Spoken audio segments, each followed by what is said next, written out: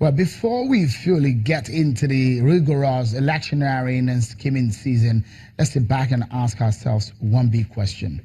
Where are the other political parties in Nigeria? I mean, aside the two-horse race between the All Progressives Congress, APC, the ruling party at the center, and the People's Democratic Party that also ruled for about 16 years, are the other players coming to the party before or during elections? Will they pull the weight? Are they creating the healthy rivalry the Nigerian democracy needs, or just merely adding to the numbers? After all, democracy is a game of numbers, where Nigeria has always enjoyed or leaned towards a multi-party system. From the First Republic, there has always been a pool of political associations where the people could pick their choice they feel could represent them. Well, fast forward to 2015, 14 candidates contested in the presidential election. The main opposition, former President Goodluck Jonathan's party faced was President Muhammadu Buhari of the APC, who is now the incumbent. As it is right now, the Independent National Electoral Commission has registered 68 political parties, and the number is likely to grow before the 2019 elections. With the APC and the PDP dominating the Nigerian political scene, how much worth are the other political parties bringing on the table?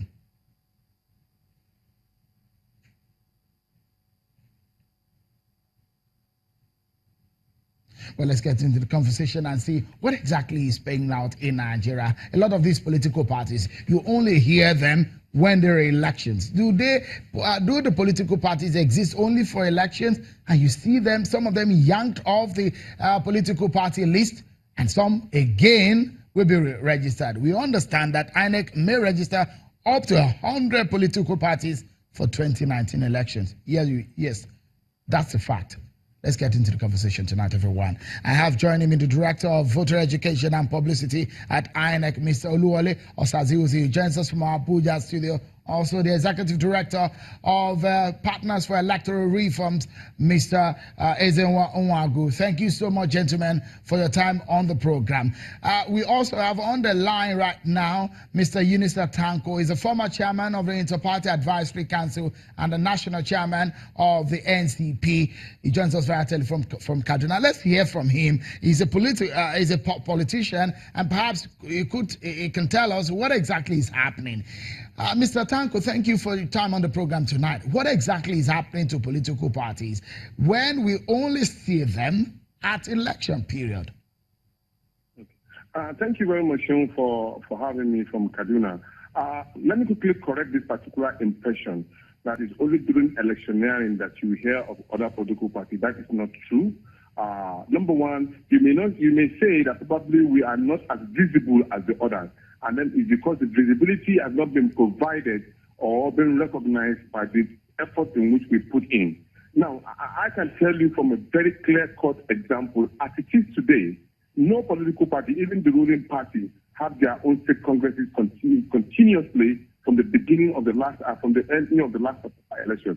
The National Conscience Party has its own going all throughout the year. So our program has all been going, and I'm sure some other ones who have their own.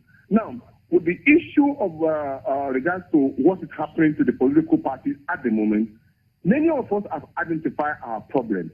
Our problem has always been the issue of funding. Funding has been a key problem to all the political parties. So what did we do? We now try to put our resources together to form a coalition to work together as a team. And as I speak to you, about 30 of the political parties are working together as a team. And now you have also seen the new emergence of the SDP coming into being. Okay, you may say that people are just jumping from one political party to another, but if the platform has not been provided through multi-political party system, you wouldn't have any of the political parties coming back to say, yes, they want to trade tackles with the existing one. And one major factor that we need to understand is that these political parties who are already in power always include, and then before you knew it, they'll be dividing themselves into different groups. But the fact is that we need a political party system that is fair to all concerned. And what is it that the Mr. other party Tanko, don't do? hold the line. Stay with us. We are together tonight. And we'll perhaps be looking for solution into how we administer political parties system in Nigeria. Let me ask the INEC man here, Mr. Oluwole Osazi-Uzi. Are you providing the platform for these political parties to thrive? You heard what he said. He's a politician. And he did say funding is a major problem. In the first place, this funding is no longer come from INEC as it used to be. Yes, that's correct. The law allowed INEC to fund parties initially. The funding were more or less a vessel. Funding was appropriated for that specific purpose. I think it's more than coincidence that it worked well to a certain extent, but we had problems with that. We now saw that there's a correlation between crises in political parties and public funding. And some argue that it was not the ideal situation. There are other creative measures that could have been employed, like matching grants and stuff like that, but somehow that is not the law now. So we do not provide funding for the political parties. But everybody knows, and in other climes, parties have different things that they can do to raise funds. The first and the most important thing is that there should be membership dues. Parties are supposed to be funded by the members themselves. It's a voluntary association of people. And what we support visible, strong parties, and all we can do to support, apart from financial support, we do. We even engage them quite regularly on different issues and different ways in which they can lawfully raise finance and manage their finances. So there's a cooperation with under the umbrella of IPAC, but engaging the parties. And I agree with Tanko. It's not true. There are lots of other activities that they do come up with. We had a meeting with political parties last week, and quite a sizable number of them turned up. Not all political parties have the resources, like some big, so-called big ones that you know, to be on TV, to print posters and billboards all the time. These things cost money. So, but they do participate actively in activities that at least that we organize. Let me go to Mr. Ezenwanwago there. You are the Partners for Electoral Reforms. Let's look at this.